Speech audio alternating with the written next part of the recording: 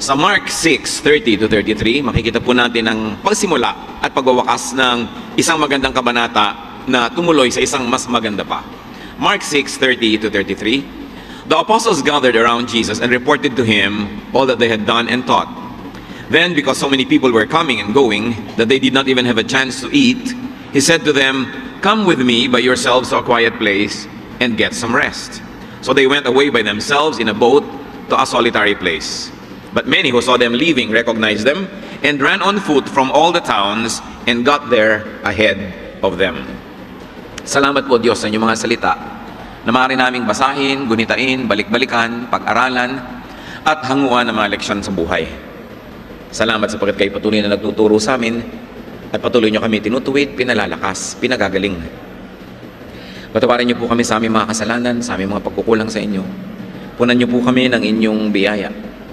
Paging dapatin niyong lumapit sa inyong harapan dahil sa inyong pagpapatawad at paglilinis at mga has humingi ng pagpapala sa inyo. Pagpalain niyo po kami, Panginoon, ng karunungan. Karunungan nagpapalaya mula sa kadiliman, sa kamangmangan at sa panghihina.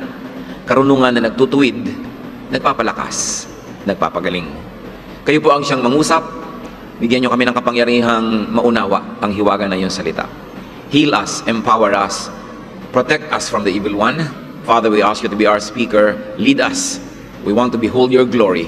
We bring to our offerings, our thanksgiving, our songs, our dances, our music. May you give us, Father, your spiritual food that you want to give us today. Lead us in the name of Jesus, your Son. Amen. Isang kabanata na ang mga tao ay nagkakagulo, hindi magkamayaw, at napakaraming umuubos ng pansin at lakas ng mga alagad ng Panginoon. Kaya sila ay niyaya ng Panginoon na manahimik sa isang lugar, sila-sila lang, walang ibang tao, para makapagpahinga. Pero naramdaman ng mga tao na sila ay nagsakayan sa bangka, kaya ang mga tao ay nagtakbuhan sa gilid at sa pangpang ng lawa, at pagdating nila sa kabilang ibayo, nandun na rin yung mga tao, waiting to be taught. The people really wanted the teachings of Jesus. They really needed the healing, the empowerment, the love, the acceptance. At dito alam natin, ang naganap, tumagal ng tagal ng turuan, ang mga tao ay nagbadali lang pumunta doon, wala mga baon, kaya nung oras ng kainan, wala naman silang baon. At ang Panginoon ay naghimala sa konting tinapay at isda na baon ng isang bata na kanyang binasbasan, pinarami, napakain ang 5,000 lalaki, kasama pa at hindi nabilang ang mga babae at bata. At yun yung background ng nais nating lalong pag-aralan ngayon. Mark 6:45-46. Immediately, Jesus made his disciples get into the boat and go on ahead of him to Bethsaida, while he dismissed the crowd. After leaving them, he went up on a mountainside to pray. So kung paano sila ay namangka patungo doon sa kanilang kinalalagyan, ang Panginoon naman ay nag-utos sa kanyang mga disciples na sumakay uli sa bangka at tumawid patungo na naman doon sa kabilang gilid ng lawa. Siya naman ay naiwan kasama ang pulutong ng mga tao, at matapos ang patuloy na kanyang pagministro sa kanila ay isa-isa na nilang pinauwi. Matapos yon na natiling mag-isa ang Panginoon at sa may gilid ng isang burol, siya ay nanalangin. Mark 6:47-50. When evening came, the boat was in the middle of the lake, and he was alone on land. He saw the disciples straining at the oars because the wind was against them. About the 4th watch of the night, he went out to them, walking on the lake. He was about to pass them by, but when they saw him walking on the lake, they thought he was a ghost. They cried out because they all saw him and were terrified. So naiwan ang Panginoong mag-isa, gumabi na, nananalangin pa siya, habang yun namang mga disciples ay sobrang naghihirap na manatiling nakalutang sa tubig, sa lakas ng hangin, nakalaban ng direksyon na pinupuntahan nila. Baligtad yung hangin, kung saan sila patungo, kalaban nila yung hangin. Between Jesus and the disciples was half of the lake. Dahil sinabi sa atin sa scripture, nasa kalagitnaan na ng tinatawag na Sea of Galilee, which is actually a lake, yung bangka. Jesus was on solid ground, praying, peaceful. A picture of serenity. Meanwhile, sa kabila naman ng lugar na ito, the disciples were in the darkness. They were in the middle of the lake, rowing against the wind, struggling hard. Napaka-cinematic. Isang Jesus na tahimik na nanalangin, at pagkatapos yung kanyang mga disipulo striving to stay alive. But the Bible tells us that Jesus could see them despite the darkness and the distance. Bagamat malayo, madilim, kita ng Panginoon ang nangyayari sa kanyang mga alagad na hirap, na sumasagwan, gumagaod sapagkat hindi nila pwedeng pakinabangan yung layag dahil kontra sa direksyon ng hangin ang kanilang direksyon, ang pinupuntahan nilang lugar. Then much later, as if the terror was not enough, Jesus walked on water toward them and was about to pass the boat. Hindi na nga maintindihan ng mga disciples yung nangyaring pagpapakain sa 5,000 lalaki plus women and children na pinagmulan 2 isda at 5 maliliit na tinapay. Hindi pa nila yun naintindihan. Napasabak na sila sa isang bagyo na sinisikap nila na manatiling buhay at nakalutang yung bangka nila. Tapos biglang merong naglalakad sa tubig na hindi naman nila kilala kung sino. The disciples, tired and scared, even got more terrified that they started screaming. Mga malalaking lalaki, mga mangingisda, matitipuno, hindi na napigil ang mga sarili at nagsigawan na sa takot dahil talaga namang sabay-sabay ang hindi nila maintindihan. At anyo, nalalampas pa sa kanila itong naglalakad na ito sa tubig. Humahangin, humahampas ang tubig sa kanila, malakas ang alon, tapos may maglalakad pa sa tubig. Mark 6:50-51. Immediately he spoke to them and said, "Take courage, it is I. Don't be afraid." Then he climbed into the boat with them and the wind died down. But at the same time he said, "Don't worry, I am Jesus. Don't be afraid." So Jesus assured them. Nagpakilala siya dahil napagkakamala na siyang isang multo. And Jesus introduced himself, told them not to be afraid, and then joined them in the boat, in that order. Pagtapak ng Panginoon sa bangka, na sinisiklot-siklot at hinahampas-hampas ng alon, biglang tumahimik ang bagyo. The wind died down. Himala na naman ito. Hindi mo pa naiintindihan yung kanina, may bago na naman. Biglang tumigil ang pag-ihip ng malakas na hangin, pumayapa ang tubig na wala ang malalaking alon. Mark 6:51-52, they were completely amazed, for they had not understood about the loaves. Their hearts were hardened. Sabi ng contemporary English version, the disciples were completely confused. Their minds were closed, and they could not understand the true meaning of the loaves of bread. So the disciples, to repeat, were completely confused. Litong-lito sila, their minds were completely closed. Hindi nila maunawa. They couldn't understand how the miracle happened involving the loaves of bread. There was one mystery, and to the human point of view, one terror after the other. What major lessons can we glean from this powerful story? First of all, that Jesus sends his people on boats to row to cross bodies of water. Minsan kasama siya agad, kasabay, minsan pinapauna, minsan pinapasunod. Pero ang Panginoon, ang kanyang mga alagad, pinapupunta niya mula sa ganitong lugar patungo sa ganoong lugar. Madalas, kailangan sila magsikap, magsagwan, gumaod, magtrabaho. And in these travels that the Lord sends his people, the sailing could get rough. The going could get tough. The mission could be difficult, even questionable, and scary. Kung paano ang mga disipulo ay pinasakay ng Panginoon sa bangka, matapos na sumunod sa Kanya, bagyo ang inabot at hirap at takot, nangyayari rin sa atin yun ngayon. May mga ipinapagawa sa atin ng Panginoon, may mga pinapapuntahan, mayroong mga misyong ibinibigay sa atin, mga papel na pinapagampanan, na hindi laging madali. Minsan akala mo lulubog ka na, akala mo pinabayaan ka na. Life itself could be a struggle. Yung mabuhay ka lang, kuminsan ay isa ng malaking accomplishment. Kahit hindi ka pa guminhawa, hindi ka pa yumaman, hindi ka pa gumaling sa lahat ng sakit, yung buhay ka pa lang dyan, isang napakalaki na pwede nating masabing accomplishment. Because life would be very difficult.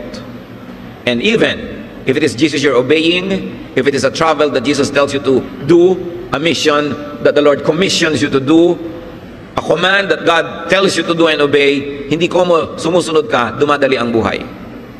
Hindi ko mo ginagawa mo ang dapat, marapat at inutos, dapat mo nang asahan na magiging maluwag, basagana, tahimik, payapa, madali.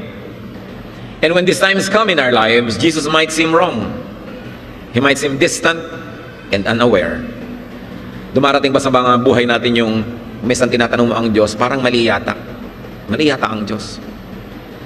Bakit isang buong pamilya ko minsan lumubog yung bangka? Ang dami sa kanila, namatay sabay-sabay, parang mali yata. Bakit kuminsan, sunod-sunod na namamatay ang magkakamag-anak, buwan lamang ang mga pagitan, parang mali. Merong mga itinatama ang buhay nila, napapahamak pa sa paggawa ng tama. Merong siya ang walang kasalanan, siya ang nakukulong. Merong sa pagsunod sa Panginoon, yung negosyo, hindi nagtagumpay. Kuminsan, tama na nga yung ginagawa mo, mas gumuunlad pa yung buhay ng gumagawa ng mali. At kuminsan, naisip natin, alam ba ng Diyos ang nangyayari sa buhay ko? Pinapunta-punta niya ako dito para mamangka, para magbiyahe, pagkatapos bagyo lang pala ang susuungin ko. God might seem insensitive at times. But the Bible was very clear in this story. While the disciples were struggling to keep afloat, Jesus sees them. Kita. And what is more important than seeing, Jesus prays. Pag pinagsama mo yung dalawang yun, mga kapatid, kahit ano pang lagay mo sa buhay, feel secure. Iniisip mo, lulubog ka, lakas ng alon, ang lakas ng hangin, nagsisikap ka, sagwan ka ng sagwan, but Jesus sees. And more than seeing, Jesus prays. Mark 6:46 was clear. After leaving them, he went up on a mountainside to pray. Jesus helps us best when he prays. Para rin tayo, mga kapatid, we help others best by praying for them. But although praying is a very, very important and powerful way to help, we should never forget the next best thing, practical help. Pero prayer by itself is a very powerful help. Mark 6:48, he saw the disciples straining at the oars because the wind was against them. Kahit anong pagsagwan ang ginagawa mo ngayon, kahit anong pagsisikap, kahit anong hirap, kahit anong pagpupunyagi mo na mabuhay, manatiling buhay, huwag maigupo ng karamdaman, ng mga problema, ng mga sakit, Jesus sees you. Yun pa lang, salamat na. Wala naman tayong lihim sa Diyos. Wala tayong pwedeng puntahan na hindi niya tayo nakikita. Wala tayong pwedeng lusungin, akyatin, liparin na wala doon ang pag-ibig ng Diyos. Jesus sees. And more than that, Jesus prays.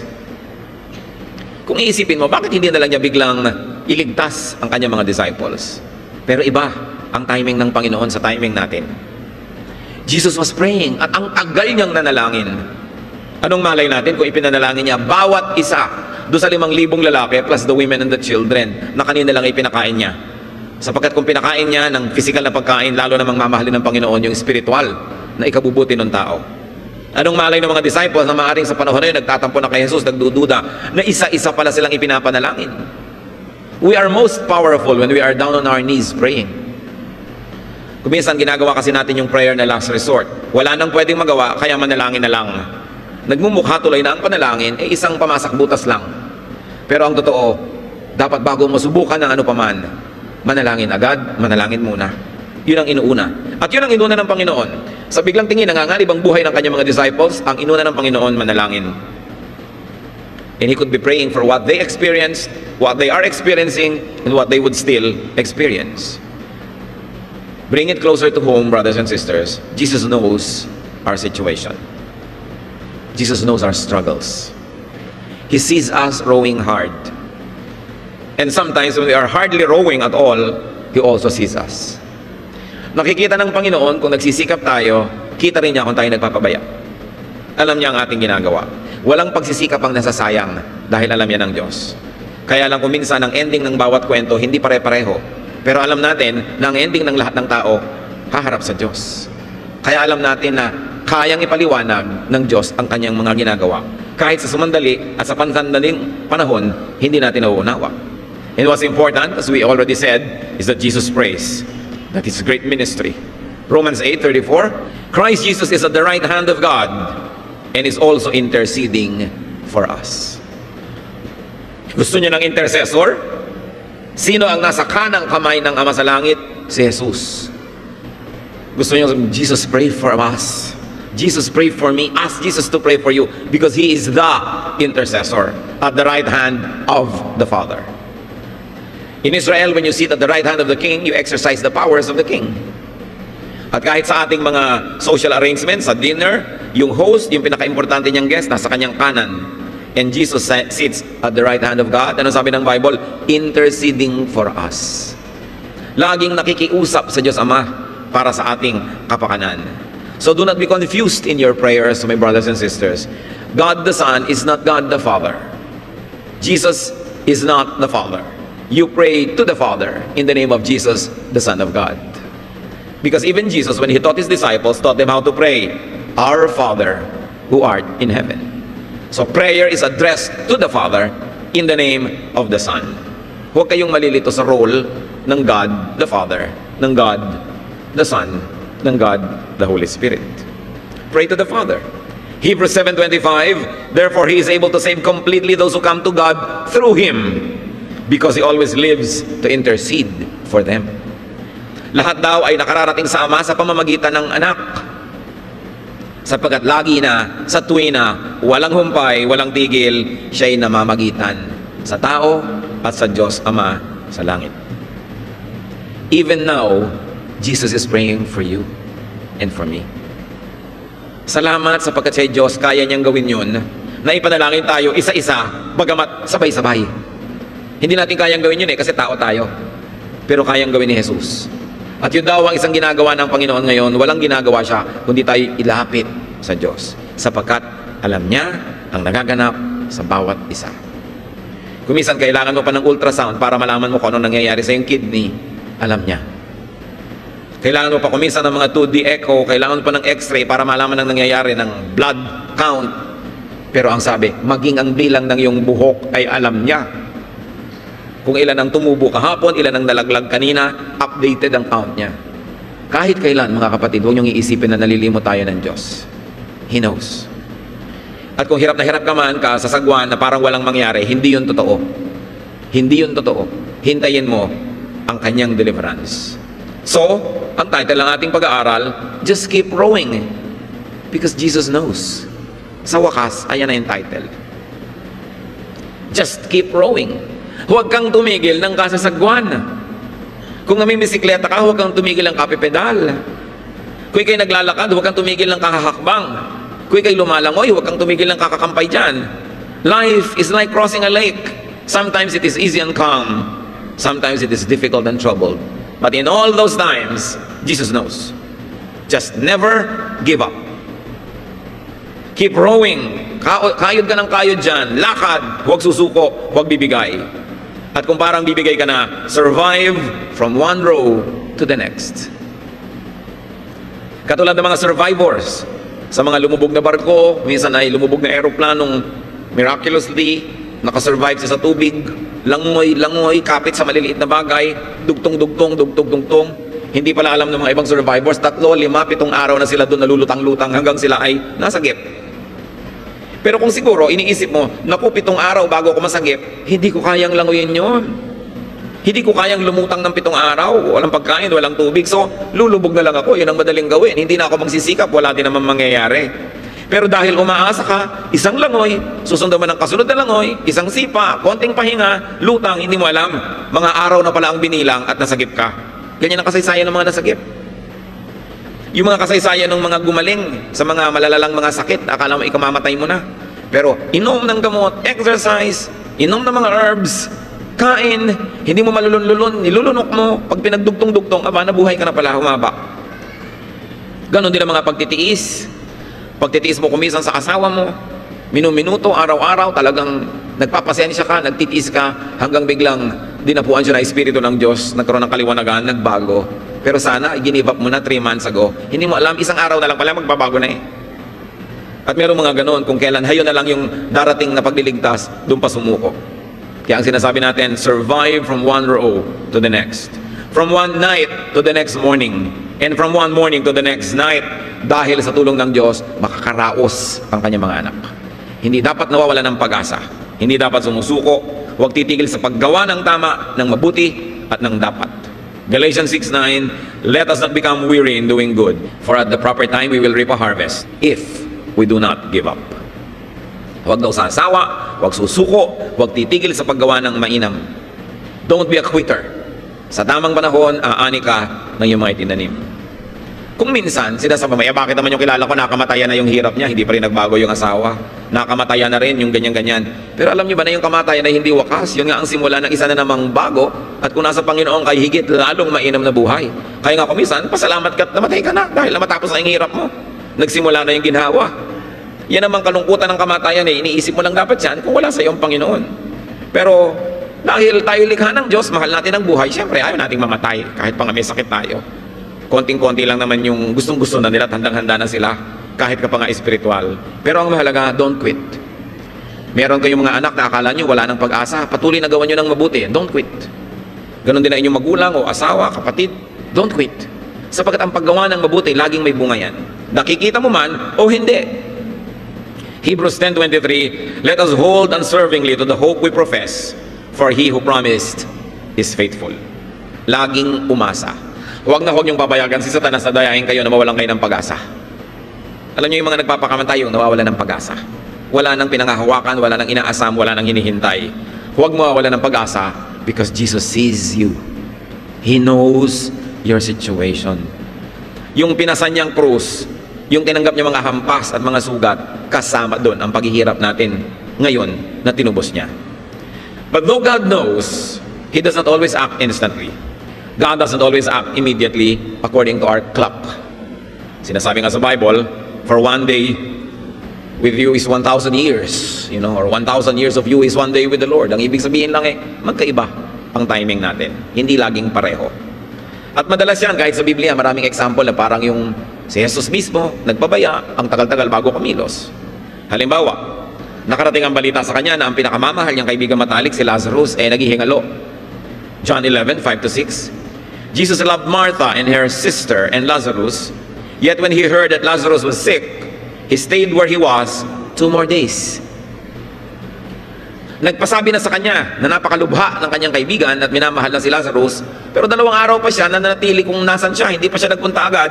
Nung pumunta ang Panginoon, patay na yung Lazarus Kaya sabi sa kanya nung kapatid, John 11:21, nung dumating si Jesus, Lord, Martha said to Jesus, if you had been here, my brother would have not died. Hindi nasisi na nga siya. Kung dumating ka lang sana sa oras, Lord, hindi namatay ang kapatid ko. Pero alam natin, hindi binuhay ni Jesus. Yun lang pala. Lazarus, bangon. Hindi bumangon. Ngayon, hindi naman lahat ng kapatid nating nakalibing na magbabangunan. Baka kayo mismo, baka ayaw nyo na rin nun, di ba? Pero, bumabangon tayo lahat sa piling ng Diyos. Hindi mo sasabing namatay tuloy yan, natapos na. Ang totoo, may bagong nagsimula. Natapos lang pansamantala, yung pakikipagniig natin sila dito sa balat ng lupa. Pero ang lahat naman magkakaroon ng grand reunion sa piling ng Panginoon. Kaya napakahalaga ng pananalig. Napakahalaga na nauunawa natin yung timetable ng buhay ng tao at kung kailan siya babalik sa Diyos. Para kahit ano ang hirap, di ka sumusuko. At kung abutan ka ng kamatayan ng iyong katawan, sa gitna pa rin ng hirap, pagkahango sa hirap yon. Everything that happens is a blessing to those who love God and who are called according to His purpose. Ang mga anak ng Diyos ay laging blessed, kahit sa tingin natin, hindi. At yun dapat ang lagi nating ipanalangin mga kapatid, na makita natin yung hindi natin nakikitang blessing. Maunawa natin yung hindi magagap ng isip natin na hiwaga ng Diyos. Though God comes near and to the rescue, He doesn't always clearly reveal Himself.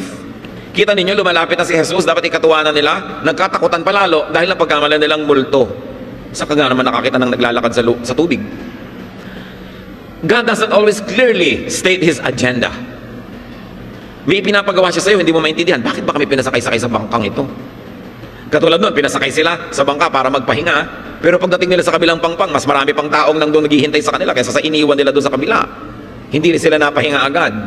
Na-delay. Pero pinagpahinga din naman sila Kaya kung na-delay ang blessing ng Diyos, hindi ibig sabihin walang blessing na darating. Hindi delayed yun sa Kanya, sa'yo lang. Kasi may isa kang sarili mong timing Yung kanyang agenda, yung kanyang layunin, hindi laging malinaw. Bakit niya pinasakay-sakay sa bangka? Yung pala, susuong sa malakas na bagyo. Yun naman pala, may iba siyang plano. Magpapakilala siya sa isang grandeng paraan. Maglalakad siya sa tubig. Paano kung nasa lupa lang yun? Anong tubig ang lalakaran? Hindi naging dramatic, maganda, powerful ang pagpapakilala. At hindi ba, mas malalim ang takot mo pag nalaman mo hindi mo pala nakakatakot, mas mataas naman ang iyong ligaya. Kaya yung mga talagang naghirap, pag kaya nang umaanin na ng pinaghirapan, napakasarap. Nakapagtanim na ba kayo ng punong kahoy na namumunga? Pag namunga na, iba ang sarap. Kasi tanim mo. Kaya yung mga itinatanim natin sa hirap, sabi nga sa Bible, those that plant shedding tears will harvest with songs of joy. Ang pag-iisa natin, ang pagkaod na ganyan, ang pagsagwan, meron lang yung itinatanim tayong mabuti, lalo't kung ginagawa natin sa pananalig. Mark 6:48, He saw the disciples straining at the oars, because the wind was against them. About the 4th watch of the night, He went out to them, walking on the lake. He was about to pass by them. At nagmukha pang lalampasan niya. Ganon si Jesus, style niya yan. Nung naglakad siya, kasama yung dalawa patungo sa Emmaus, Nung dumating yung dalawa sa village sila, si Jesus umakmapang maglalakad pa ng malayo, pinilit lang para magstay. Pero alam naman natin, gusto niya magstay. Ito, alam natin, gusto niya pumunta sa bangka, pero anyong lalampas pa siya. Kumisan gano'n ang pakiramdam natin kay Jesus para tayong nilalampasan. Parang hindi ka napansin. Parang hard to get. Ano ba naman to? Naglalakad pa, pipilitin pa para magstay. Style niya yun eh. At mas naiintindihan natin yung style niya, mas gaganda yung pakikitungo natin sa kanya. Kailangan, nagpe-pray ka talaga.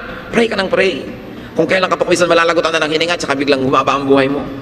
Kung kailan talagang ayan na, nasusunog na yung kapitbahay, doon sa dingding mo na lang tumigil. Yung suspense, maraming ganda ng Panginoon. Nagdadagdag din naman ng kulay sa buhay. Ang mahalaga, habang hindi mo alam kung anong kakahinatnan, magtiwala ka. At kung kahit yung kinahinatnan, hindi yun ang inaasahan mo, magtiwala ka pa rin. Because Jesus knows. It's so important. Alam niya. Ang halaga. So Jesus appeared like he was about to pass the boat. At times, God may seem insensitive. He may seem busy with other concerns. He may seem uncaring. But it is not true. God is God. And because of that, God is mysterious. God is not always easy to understand. But you know what matters? He understands us. God is not always easy to see, but He sees us. We don't always pray, but Jesus prays for us. Kaya nang dapat na security na laging na-enjoy ng mga mananampalataya. At nung lumapit na si Jesus sa kanila, na kanina pa nila ipinapanalangin, nasa na kaya si Jesus, Jesus, halika na, halika na. But Jesus' appearance even scared and terrified them. God's rescue, God's help, and God's presence is not always easily recognizable. Kuminsan, dasal ka ng dasal, natulungan ka ng Diyos, pero yung pagdating ng tulong ng Diyos, nakakatakot kuminsan, hindi mo nalalaman, yung pala yung tulong, yun pala yung blessing, siya na pala yung dumarating. So at times we become afraid and worried because God comes too near. Sometimes we become worried because we do not recognize God and God's way. Kaya dapat isang goal natin is to know God, to know His ways, to know how He deals with people. Kasi yun at yun din naman. Meron ding pattern ang pakikitungo ng Diyos sa tao. Mas naiintindihan mo yung ugali ng Diyos, mas makakasundo mo siya, mas tatahimik ang iyong buhay. Katulad nga ng binagitan natin sa mga bagay na hindi natin maintindihan, just trust and just welcome God into your boat, into your life, into your fears. Kung ano ang karanasan ng mga disipulo noon, karanasan din natin ngayon. May bangka tayo, hinahampas-hampas ng alon, hinahampas ng hangin, binabasa ng tubig, inaakyat at sinasampa ng alon, hirap na hirap ka sa buhay. Nararanasan natin yon. Mark 6:51, then he climbed into the boat with them, and the wind died down. They were completely amazed. Gusto ninyong matigil ang paghampas ng alon sa inyong buhay, pumayapa ang tubig, matahimik ang buhay, welcome Jesus into your boat, into your home. Alam niyo kung bakit marami mga tahanan na magulo, hidwaan, gulo, awayan? Kasi wala doon si Jesus hindi siya ginagawang hari. Bakit maraming organisasyon na magulo, maraming bansa ang magulo? Kasi hindi nila ginagawang hari si Kristo. Pero nung siya ay sumampa, tumahimik. Pero huwag kayong malilibang. Dahil may kasaysayan naman na nakasakay si Jesus, kasama rin itong mga alagad na ito, bumagyo pa rin. Lumakas pa rin ang hangin. Iba naman ang treatment, iba namang style. Nandun si Jesus sa bangka, siniklot-siklot din ang alon at natakot ang mga disciples na lulubog na sila, kaya ginising si Jesus. Sabi din ni Jesus, ano ba naman kayo? Para yan lang. Tahimik, bagyo, tumahimik ngayon ang bagyo. Ang ending pareho. So kung nasa bangka mo ikaw, basta kasama mo si Jesus, magulo man o tahimik yung tubig, mahirap man o madali ang biyahe, basta kasama mo si Jesus, relax ka lang. Kasi alam niya.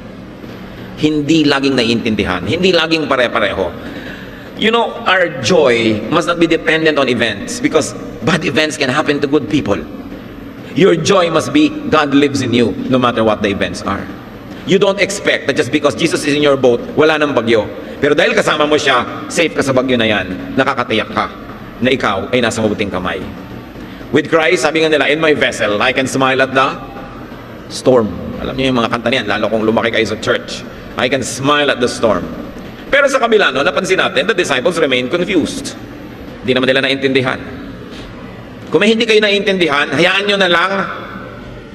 Nalilito kayo, sabi mo, yung mga disciples din nalito. Sila nga kasama doon, nagkalito-lito sila eh. So, huwag nyo nang asamin na maintindihan lahat yan. Manalig na lang kayo sa Diyos, manalig kayo sa Kanyang pag-ibig, manalig kayo sa Kanyang kapangyarihan, iasa nyo ang lahat sa Kanya habang ginagawa nyo kung anong tama. Tandaan ninyo, sumasagwan pa rin yung mga disciples kahit nagdadasal. Hindi dasal ka ng dasal, tapos hindi ka na magsasagwan. May sakit ka, magdadasal ka, hindi ka na inom ng gamot. Hindi ka na mag-diet, gusto mong magpapayat. Gusto mong umunlad, magdadasal ka na lang, hindi ka na magtatrabaho. No, they were praying, but they were working. Sabay. So pinagsasabay mo sa buhay yan. Kasi ang tunay na pananalig, may kasamang aksyon. May kasamang gawa. Naintindihan man nila o hindi, it's important because they welcome Jesus nonetheless. They continued sailing with Jesus. Kaya kayo mga kapatid, tayo, let's continue sailing with Jesus. No matter what your understanding or misunderstanding or lack of understanding. No matter what the situation in your life, magulo, tahimik, go on. Let Jesus be on your boat. At kung nandyan si Jesus, huwag niyong asahan laging magically tatahimik. Kumisan kaya nga may bagyo dahil nandun siya. Yun pala para lalo niyong makita ang kanyang kapangyarihan. Continue with Jesus, though you may have questions and unresolved issues. Hindi na masasagot ang lahat ng theological issues. Pag harap niyo sa Panginoon sa kabilang buhay, pagtatanong niyo lahat, malalaman niyo lahat yan. Ang mahalaga, kasali kayo doon sa kabilang buhay para makapagtanong kayo doon. Dapat kasali ka sa biyahe. And let Jesus reveal Himself to you progressively and wonderfully. No matter what your situation in life right now, this story teaches us only one thing. Just keep rowing. Huwag kang susuko. Napakalungkot ng gabi, nakakatakot, nakakanerbiyos, nakakagalit, nakakawala ng pag-asa. Don't drink that poison. Just keep breathing. Keep living. Iniwan ka ng boyfriend mo, pang-siyam na umalis sa buhay mo. Huwag kang tumalon sa tulay. Just keep walking. Just keep believing. 3 beses ka na bumagsak sa board. Just keep taking. Keep rowing. Huwag kang susuko. Mahal mo sa buhay, nagkakamali, just keep forgiving. At kung ikaw naman patuloy na kinakapos, just keep striving para maabot mo ang luwalhati ng Diyos. Basta huwag bibigay, walang ayawan, walang iwanan, walang magpapakamatay. Kahit anong lungkot, kahit anong dilim, darating ang umaga. Alam nyo nung naglakad ang Panginoon, sabi sa Bible, it was the 4th watch of the night. Ibig sabihin, it was the last quarter of the evening. Hinahati kasi nila yung gabi sa 4. It was the 4th watch. It was the darkest time. Kasi kasabihan, it is always darkest just before dawn. Sa sobrang dilim, bago magbukang liwayway, doon pa lumabas sa parang multo. Pero hindi pala, dahil matatapos na yung dilim. Kaya kayo man, anumang kadiliman, anumang pagkasawa sa paggawa ng mabuti, anumang gusto nating pagsuko, don't give up. Never say, give up. Because the Spirit of God is powerful, and above all, Jesus sees you. Jesus knows. So keep working, keep doing what you must. Stay afloat, row, swim, stay alive. Habang binubuhay ka pa ng Diyos, may maganda pa siyang plano sa'yo. Keep believing. Kahit 3 na ang bumigo sa'yo, keep believing in people. Dahil baka yung ika-4, yun na. O ika-7 pa, o ika-9 pa, just keep believing. Hoping, loving. Keep trying to live the way life must be lived. Because every day of life is a gift from God. We must never even think of ending it. We must even think of ending beautiful relationships dahil lang nadadala tayo. Hindi mo alam, yung palang pagbabago, ayan na, just around the corner. Mahal tayo ng Diyos, ano man ating kalagayan. Ama namin sa langit. Turuan niyo po kami na huwag manghinawa, huwag sumuko sa paggawa ng tama, sa paggawa ng mabuti. Especially, Lord, when it comes to our survival, the survival of our relationships, the survival of our work, the survival of our productivity, even our physical survival. Turo mo sa amin, Lord, one day at a time, one step at a time, just do the right thing. At pagtagal ng panahon, makikita namin, lilingunin namin, ang tagal na pala, na kahit one step at a time, marami na at malayo na amin narating dahil sa tulong nyo. Buhayan nyo ang pag-asa ng iyong mga anak. Sa kapatiran ngayon, sa aming kapaligiran, kung meron man dito, Panginoon, na nawawala ng pag-asa, nawawala ng lakas ng loob, pinanghihinaan, nais ang sumuko sa anumang bahagi ng buhay niya, buhayin mo ang aming pananalig sa inyo. Papagdingasin mo sa aming dibdib ang init na iyong pagmamahal, Panginoon. At sumakay ka sa aming bangka. At kung alam namin, Panginoon, nakasakay ka doon, tumigil man o hindi ang alon, payapa man o magulo ang tubig, tatahimik ang aming loob. Hindi dahil sa gulo na nasa labas, kundi dahil sa tahimik ng puso namin dahil nandun kayo. Payapain nyo kami kahit magulo ang aming kalagayan sa labas. Patahimikin nyo ang aming espiritu, papagpahingahin nyo ang aming damdamin kahit maraming problema sa labas, maraming gulo. Pag humiga kami, Panginoon, patulugin nyo kami kahit maraming dapat pagkapuyatan at paglamayan at pag-isipan, papahingahin nyo po kami. Pag kumakain kami, Panginoon, mahalin man o hindi, masarap man o hindi kinakain namin, bigyan nyo po kami ng gana para pakinabangan namin ng lubos ang inyong binibigay. At sa trabaho namin, masaya man kami o hindi, turuan mo kaming magpasalamat. At nang sa ganun, nagkakaroon kami ng ikabubuhay. Panginoon, palawakin mo pa, pahabain mo ang pag-unawa namin para makita namin ang ganda ng buhay kahit may bagyo, kahit may hirap. Manalangin tayo ng matahimik mga kapatid. Humingi kayo sa Diyos ng personal na pagpapala, pagtutuwid, pagpapaliwanag mula sa ating mga pinag-aralan.